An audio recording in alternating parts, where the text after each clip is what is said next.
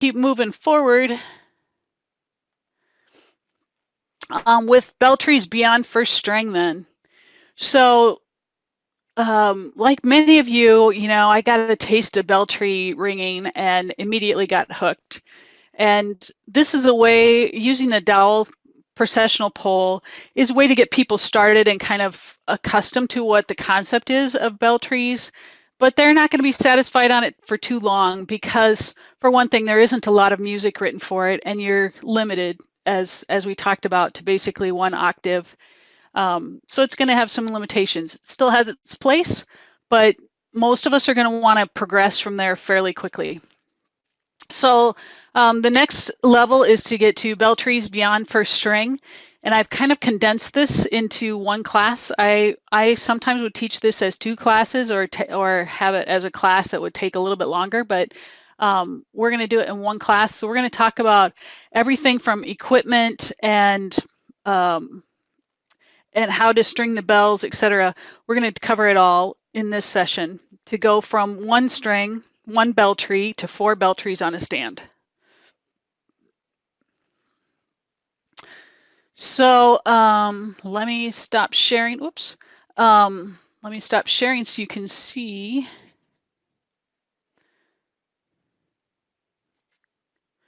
Come on, where's the share button? Oh, I wasn't sharing. Sorry. I thought I was sharing, but I was not. Okay, so first of all, the Peary stand. I'm going to move this forward just a little bit. I've got a tree already on it. This is the one you're probably familiar with. It's available commercially. It tends to be rather expensive. The funny story from me is that when I first did my first bell tree piece with my friend at my former congregation, we were having trouble with the bell castings touching, and we saw online that you could get these things to separate them that were these, back in the day, all we knew about was the discs.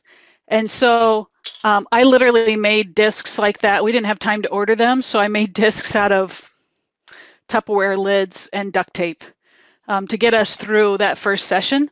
And then we asked our director for her to order some of these separators. And a few months, she's like, "Well, we'll see what we can do." A few months later, I was like, "What's the coat rack in the bell tree room for, or the bell room?" And she's like, "That's that bell tree thing you asked me for." She had ordered this at that time $200 and some stand when all we asked for was 99-cent separators. So I looked at it and was like, well, now that we have this expensive piece of equipment, we should probably learn how to use it. So that was what prompted me to really start looking at bell trees. So this is one option. As I said, it can be rather expensive, but it does have some benefits. It is commercially available, so you can get it from anywhere. It's not hard to order. Jeffers has it, and you can find it on their website. The arms are available. You can get additional arms if you want. I tend to like a third arm for my bigger bells. It's just at the bottom of the video, but I do have a third arm on here. The nice thing about it is it does have casters, so it's fairly portable. Not that you can process with it very easily, but you can move it. So being able to scoot it around a little bit in the sanctuary if you need to move it to one location or another, the casters can be really helpful. So I like that factor of it. It's very stable. Some of the limitations is it's really hard to travel with it. So if you need to, go someplace, it takes a little while to take it apart, and it doesn't get to too small of a piece. So you're still going to have some stuff you have to put together when you get to your whatever location you're going at. So that's one option. I went from that one to a couple of years ago, I needed to travel to Europe, and I needed a portable option. And one of my bell tree friends had been using a light stand. And so I ordered a light stand, and I ended up taking this to Europe with me. And I created a PVC pipe case for it. Just let me bring this down just a little bit for you. So this is a light stand like a DJ would have, and this T-bar is where they would mount their lights on here. My friend who introduced me to this, she uses the T-bar. I find this a little bit too long for one thing. It takes up a lot of space. And I didn't measure it. It's a little too high for me at this point, but all your bells end up being, in a straight line. It can be great if you want to split up smaller groups, or if you want to ring horizontally, you could, now I'm slipping right now, so we need to talk about that, but you could set them up horizontally so that you could ring from the front. So I don't know if you can tell that this is horizontal now to you. So I could set up the bells horizontally and ring it horizontally instead of keyboard order style that we typically do, or that I typically do. So it has a couple of advantages. This light stand one, it's very inexpensive, but it's also not as sturdy. I mean, when you get 50 pounds of bells on here, not exactly rated for 50 pounds and above. So I get a little nervous with this one, and especially if you put the bells out too far, you want to keep them fairly balanced here, or it can be a little tippy. So so I'm not too excited about this. It worked great for my trip to Europe. The other thing about this stand is the pole is small enough that you can put the Peary arms on it. So that's how I used it when I traveled. I put the Peary arms on it, and that helped with the stability issue because I wasn't tempted to get the bells out too far on the T-bar. So that helped me from that perspective. So that's another option. But as I said, I wasn't too happy with that option, just with stability and so forth. The other disadvantage is it's a tripod setup, so it's not easy to move when you've got bells on it. In fact, I wouldn't because of the stability issues.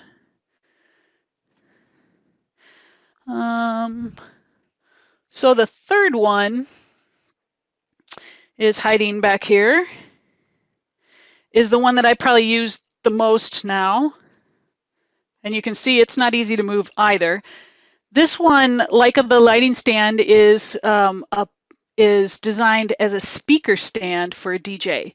So it's rated for over 110 pounds. So I'm not worried when I put my bells on here that it's going anywhere.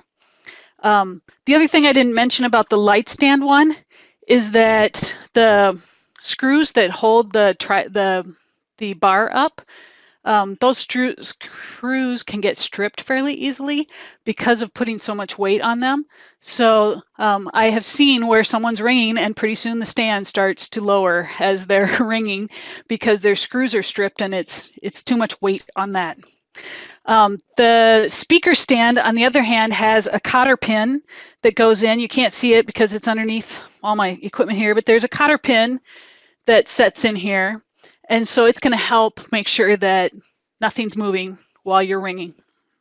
So I like that feature that has the cotter pin there. It's also a tripod base, so it takes up a little bit of space. And some people don't like that because they feel that those legs are in their way. I don't have mine set up correctly today. I usually set the legs so that it goes sort of, well, maybe this is how I do it. I don't know. You have to figure it out, but figure out what's the best position for you to have the legs so that you're not tripping over them. If you're moving to one side or the other, you don't want to be tripping over the legs underneath you. So that can be a disadvantage to this. As I mentioned, there's no casters. It's not going anywhere. It's not portable. Another thing about the speaker stand, to accommodate speakers, it's designed with a bigger shaft in the middle. This middle pole is too big for the Peary arms. So I am blessed to have a son who knows how to weld. So he welded arms for me. And we made those available through Heights Handbells. So Carol carries those if you want those. These are super inexpensive. They collapse down to less than a yard in length, so they can go into a gear bag, and they're designed to travel. So they're awesome. They come in pairs because speakers typically are in pairs. So find a buddy and buy, or buy one for home and one for church or whatever. But they're like, you get two of them for less than $50. So they're pretty inexpensive. Add the arms to them and you're good to go. So those are the kind of four options now. We had the dowel, pole, and then 3 different stand options. There are a ton of do-it-yourself options. I have one downstairs that my brother built for me out of pipes and lead pipes, literally. It's a little heavy and awkward, but it was designed to travel, and it has a wooden base, and I could haul it to Iowa and put it together and ring for Christmas Eve. So I loved it when I had it, but I've moved on from there. So those are some of the stand options. There are a ton of different options out there that, like I said, do-it-yourself ones that people have come up with. But these are the 3 that, well, 3 plus the dowel. These are the 4 that I own, and the reason why I can do this class, because I have probably in my arsenal, counting dowel poles, I probably have over 20 Beltree stands in my house right now. So lots of options to do. So anybody can come over and ring anytime. Okay, so that's Beltree stands. I mentioned the arms. The Peary ones are a little bit shorter as well. I had my son extend these just a little bit when I had them made. There's a couple things that can be helpful with that. The Peary ones come with rubber rings on them to help hold your bells from sliding. I use the rubber rings, or you can buy rubber rings at the hardware store to fit these, or I just put hairbands on them to hold them. That's usually enough to keep them from moving. And the thicker hairbands are better for that than the thin ones, but that can help for you to. It also gives you a placement guide, so you know when you set the bells up that it's far enough away from the pole or it's far enough from the next bell tree that they're not going to be bumping into each other.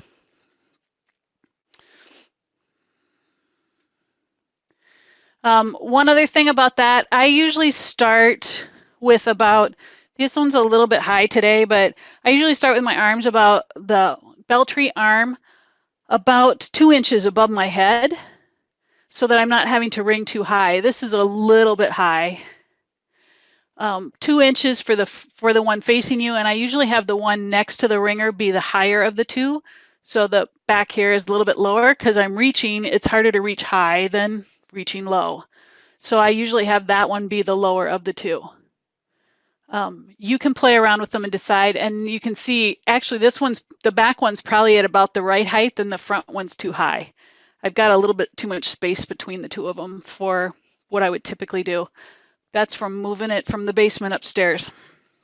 And you can see I also have a third arm here. It's going right between the C4 and C5 and D5. And that's where I'd hang my 3s if I need them. So they would hang as if they were in the bell tree, but they're right below it. The reason I do that is because, especially with the Malmarks, the 3s are heavier and they tend to pull the tree down.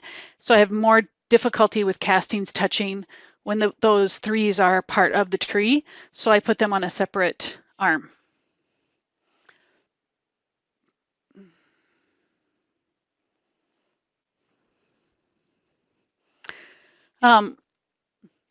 There are as many people out there, they all have ideas about how they want to set up their bell tree. I've seen a variety of different things where as we probably all started, again, because we didn't know better at the time, if you started a while ago, we would string up just the bells we needed for that particular piece. The difficulty with that is that you end up with the situation where I want to play 2 pieces during this service, and now I have to take all the bells down and restring them and put them back up because my muscle memory for one versus the other is different. So coming to a standard was something that was really helpful. Barb Brocker introduced the keyboard order standard in the mid 90s, and I think, no, was it? Yeah, whatever. She's on the call, so I can't remember if it was mid 90s or yeah, it was mid 90s. I think like 1996, if I remember correctly. Anyway, Barb came up with this standard, which was a huge help, and introduced the Piri stand as well. And so she came up with this standard she refers to as the keyboard order, and many of us have adopted that. I tend to use it again because if I play multiple bell tree pieces, the bells are always in the same place. I know that my G5 is always right here. I know my C6, if I had it on here, would be, where it's supposed to be. So it helps with the memory muscle to remember where those bells are. That also, Anita, is something that's helpful for memorization, because if your bells are always moving around, if you move the keys on your piano keyboard all the time, it would be a lot harder to remember where you put your C5. Whereas if you always have it in the same place, then if you see a C5 in the music, you know that that's what you need to ring. You know where it is. So that can be really helpful. So I subscribe to the keyboard order. You can choose not to if you don't want to. The other thing that I've seen is, and this is really interesting, I have never attempted this, but I've seen people who reverse the order, so their biggest bells are at the top and the smaller bells are at the bottom. It doesn't make sense for my brain, but that's their choice. So I've seen that, and they tend to find that that's helpful for the castings not touching.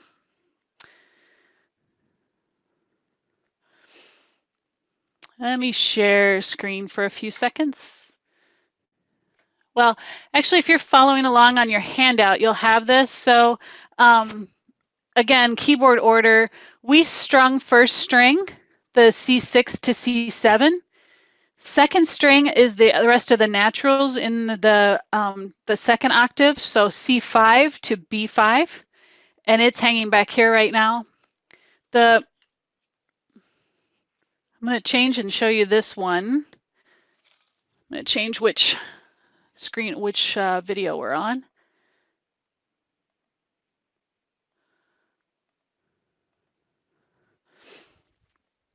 So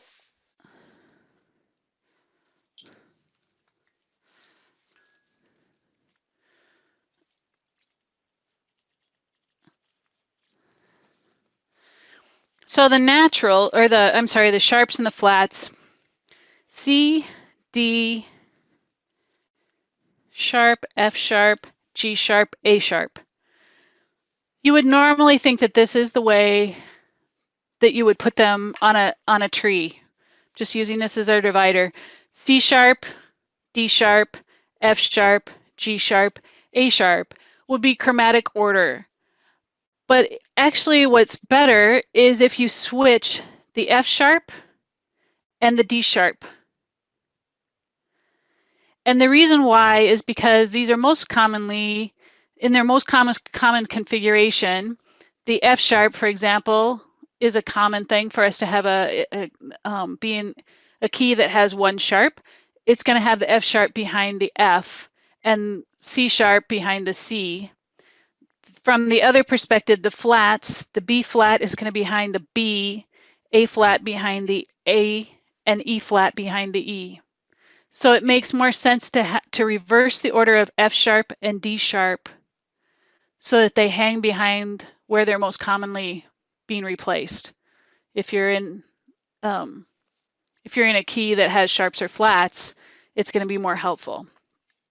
If you have a lot of sharps and flats, it may not quite work out that way, but it tends to be better for us. For most pieces, it's going to make more sense to reverse those two. So I'm going to do the same thing that we did before. Start with my C sharp, but this time I'm going to put in my F sharp, lock it in place, D sharp. So reversing that order of F sharp and D sharp, G sharp, A sharp. And it's the same in both octaves, both the 5s and the 6s, same order. It's the same 5 bells, same order. And that's in your handout as well, so you can see that. questions about that? Because it seems counterintuitive, but it makes sense when you put it on the bell tree stand. Okay. So hanging the bells.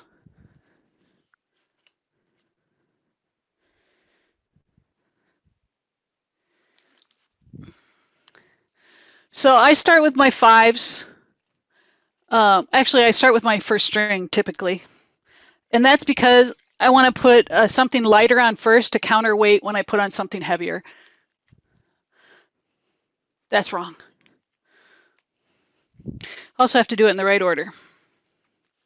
Okay, so I refer to string 1 as my C6 to C7.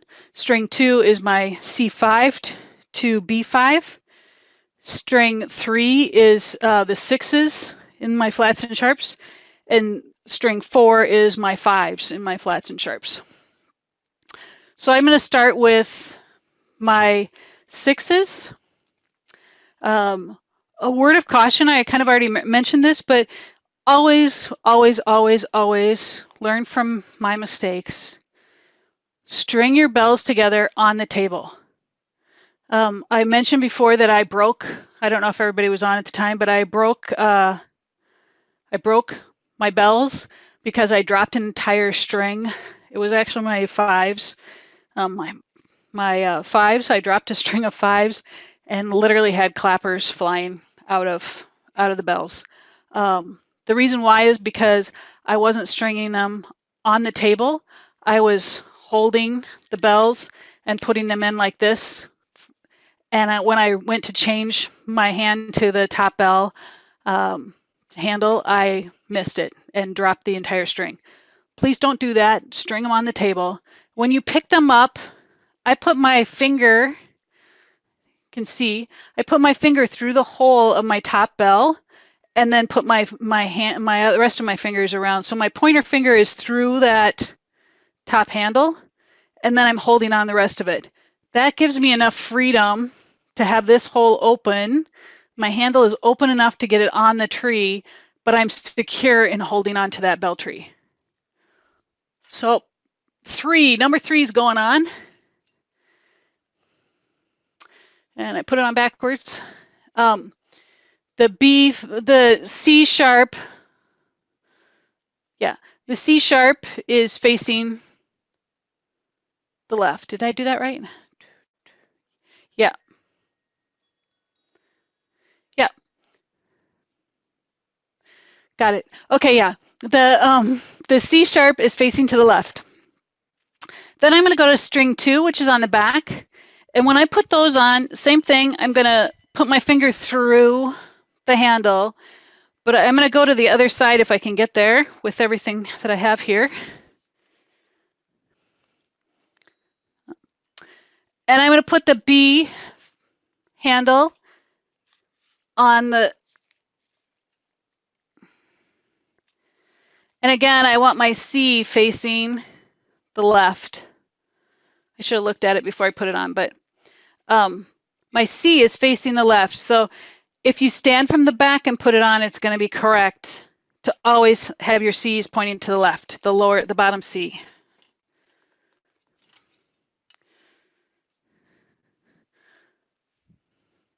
Now I can put on string 1. I'm going to have my C pointing to the left, which makes my C7 point to the right. So I have 1 and 2 on my front. And now I'm going to add bell tree 4 to the back. Again, picking it up with finger in and my C pointing to the left. So go to the back side, away from the side you're going to ring, to put on string 2 and 4. Make sure the C's are pointing to the left. So here's my C and my C sharp.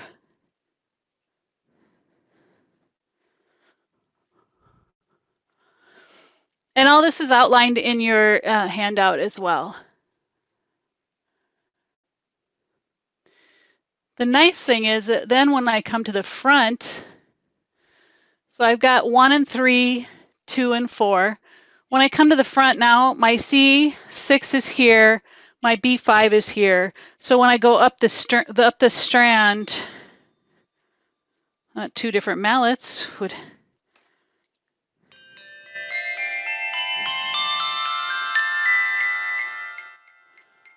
Oops, we have a problem.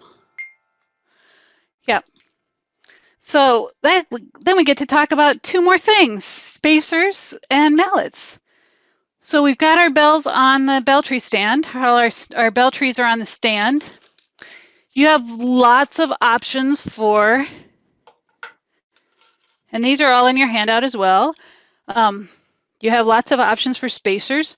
Spacers are used because the handles slip over the castings, and you can tell that my C7 is not resonating because the handles of the B6 is touching the casting. So I need to rectify that. I have multiple options. The first option is to put on these clothing hanger divider things. Most of us don't use these anymore. They're super inexpensive, which is great. However, they oftentimes will make a clacking sound. The bells sometimes will clack. These will clack when you strike the bells. So you start getting a little clacking noise. So less than desirable. They're not so easy to put on once the bells are strung. So that can be another factor. So another option is to use, shouldn't be wearing black, these wire clips. These are super helpful, commercially available also from your favorite handbell supplier. You can make them out of hangers or some other heavy wire if you want to, but they're super easy because you can just lift the bell and slide it in. And I don't know if you can see that very well. It looks like it shows up a bit, but it's just sitting. I just lifted the B6 up a little bit and slid this underneath the B6 handle. So it's sitting on the handguard of the C7. And if I have other ones that I need to do, and usually my B6 is also problematic, sometimes after you're ringing for a little while, they'll start to get slippy. So I usually put a couple in straight away. So that's an option for those. For the bigger bells, for the 5s, I use the acrylic clips, or acrylic blocks, I should say, for those. Also commercial available, rather expensive, but oftentimes just 1 or 2 will be sufficient. And I know that, knowing my bells, I know that my B5 is going to need one of those. So this is a little bit trickier to do when it's on the bell trees, or on the stand already. But again, I'm lifting my A5, slipping my block on top of the B5 handguard, and that one's in place. That's all well and good. But then we got cheaper and smarter too. So the do-it-yourself inexpensive version is going back to our dowels and hair bands. And I have a ton of dark colored hair bands. I tend to use the bright colored ones so that people can see them when I'm teaching. But when I'm performing, I use dark ones. So imagine that this is my bell handle.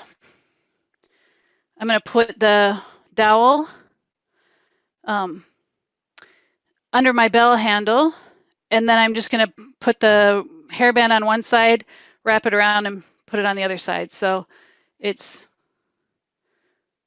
just going to go around a handle like that. So I can use that on any of these. Again, I'm just going to lift. In this case, I'm going to lift the G6, put that dowel in there on top of the A6 handguard, and then slip a band over it. And I can show these to you a little bit better. Maybe you can see them. So these are the wire clips, and this is the dowel. You can see it's underneath the G6 on top of the A6 handguard.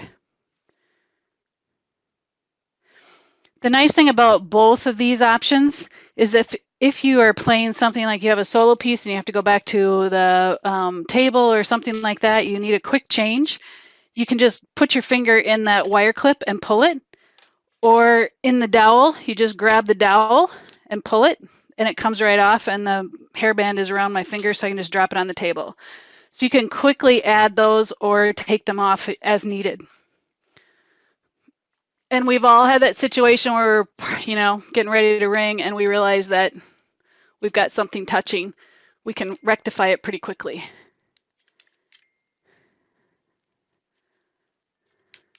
So that's mallets, or that's separators.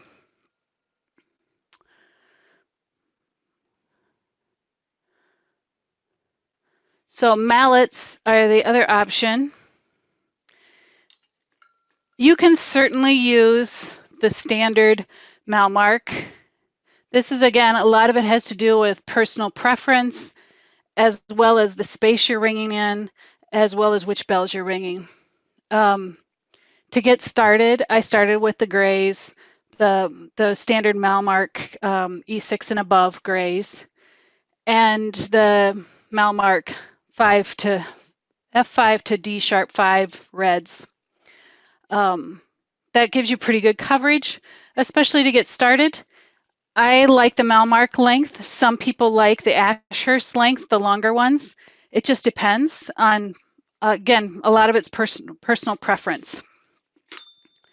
So more recently, I've graduated to, I have these, which are two sides, two-headed.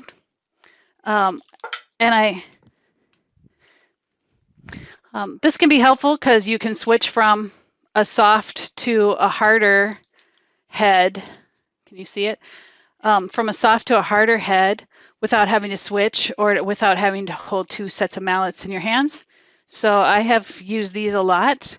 Also, I like the softer head when I'm rehearsing, so I don't blow out my ears, and I always wear ear protection as well.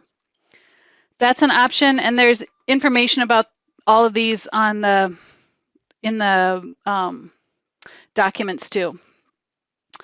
And then most recently, I learned about these from a couple of my Belltree friends, the Malletech Natural Rubber NR29R.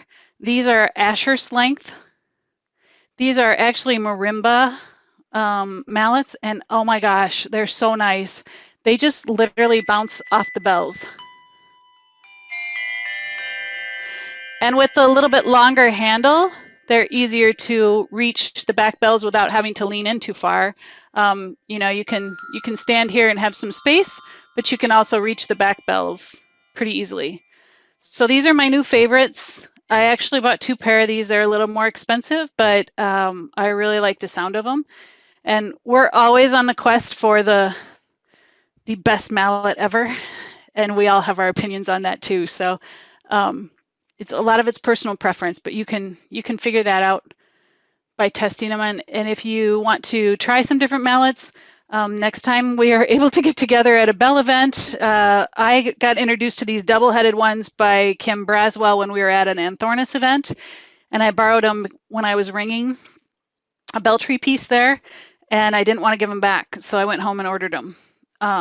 So, you can always ask to borrow to try somebody's mallets and test them out. Just be sure and give them back. I've lost mallets at handbell events too, which is not fun. That's probably it's like the most expensive thing, right? I mean, for their size, they're expensive. Okay. Questions on all the equipment and stringing up all these bells? Go, Darcy. Tell us about your mallet holder. Oh, my mallet holder. There's directions for this on the Belltree repository as well. It's literally a Pringles can that I covered with construction paper and conduit bracket that I just picked up at the hardware store for less than $2 or whatever, and screwed it together and put it on my Belltree. And I will tell you that we learned early that if you don't have something in the bottom, it can be really noisy. So I always keep a set of extra gloves in my mallet cup. So if I get someplace and I don't have gloves, they're in here. But that's That's another little secret of mine, that I keep my spare pair of gloves in my mallet cup. Okay, other questions?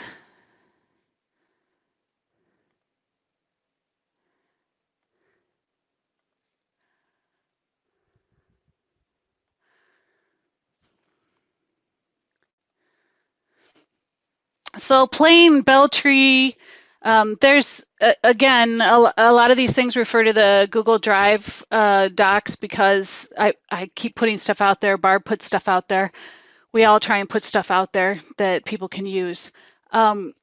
There's these particular ones. This little light of mine, Good King Wenceslas, Beach Spring, Slane Foundation, Steal Away, and I Love Thee are really good for practicing transitioning from just Belltree 1 to Belltree 2. And now I'm going to wonder where I put this. Here. Oh, here's one. So this is Beach Spring. So the reason I like this is because it helps you transition from this front string, Belltree 1, to Belltree 3 and back again.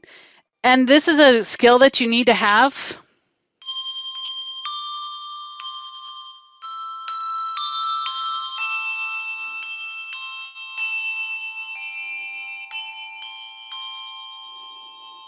So you can see I'm transitioning from one and back to the other, and it's going to help you learn how to do that. So these particular ones hover around that break point of B5 up to the C5. So that transition of going back and forth between those strings is going to be really helpful. So that's why I have those listed there. And the other thing is, I don't know if you can see it, but there's no hard rules. I mean, generally, you're going to use your right hand to ring the right side and your left hand to ring the left side. But even in just that piece, I switched. Instead of playing the C with my left hand, I played it with my right hand so that I could reach back for my A to make that transition, and then the G. Erin? Yeah. We're still seeing the presentation. Oh, thanks. Wow. Thanks, Christina. Okay, so here, let me do that again. So normally I would play the C with my left hand, but I know my next note is the A, so I'm going to ring the C with my right hand so that I can reach back for my A. So you'll learn things like that as well. You don't have to stick to rights and lefts. You can alter. I mean, on the first string anyway. If you have to do it otherwise, you might have to play. You know, if you've got some fast passages, you might have to play on one side of the bells or the other. But a lot of times when that transition from the lower to the upper or upper to lower, from string 1 to string 3, you're gonna want to, you know, take some liberties with that.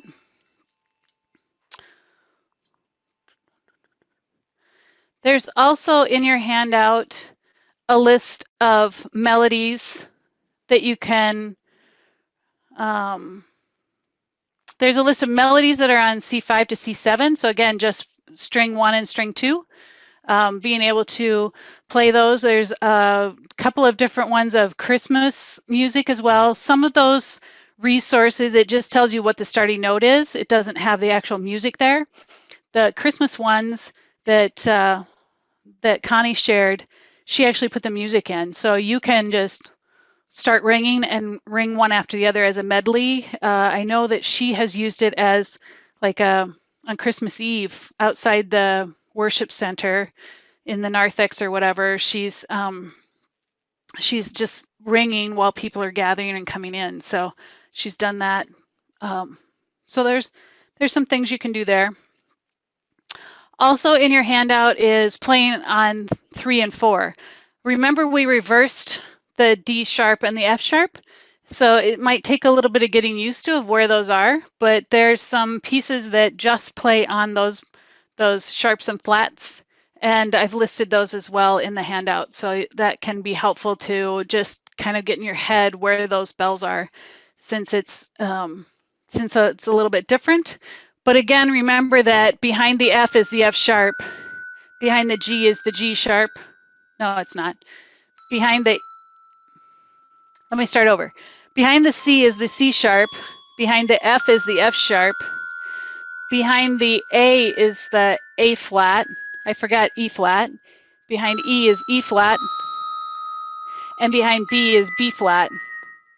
Because those are the most common. You're not going to be playing B when you're playing B flat, and vice versa for all of those. So it makes sense that they're in those positions.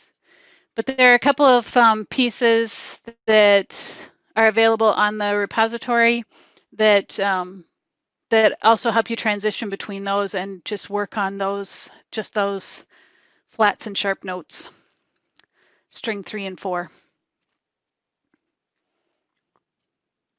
Questions? I know it's a lot of information fast, and I apologize for that, but I wanted to share so much in a short period of time. So Dawn says Matthew Prince has written pieces for Bell Tree Trios. Let All Mortal Flesh is one. Yeah, there are some trios out there. There's duets as well as trios. So there's some videos of those as well. I didn't include those in what we're looking at today, but there are some great pieces out there. Dawn, we should start a list for the Bell Tree, a repository of those kinds of things, duets and trios. I don't know if we have that list out there yet. I don't know, but I have a lot of them, so I should actually start that list. That would be great if you do that. Thanks. Other questions?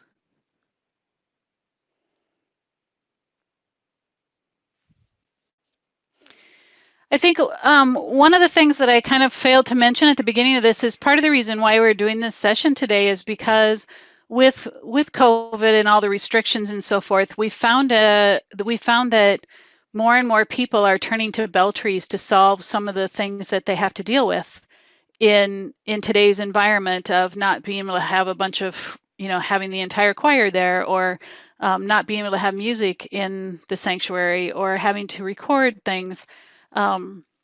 It's a lot easier to record one or a few people than it is to record an entire choir.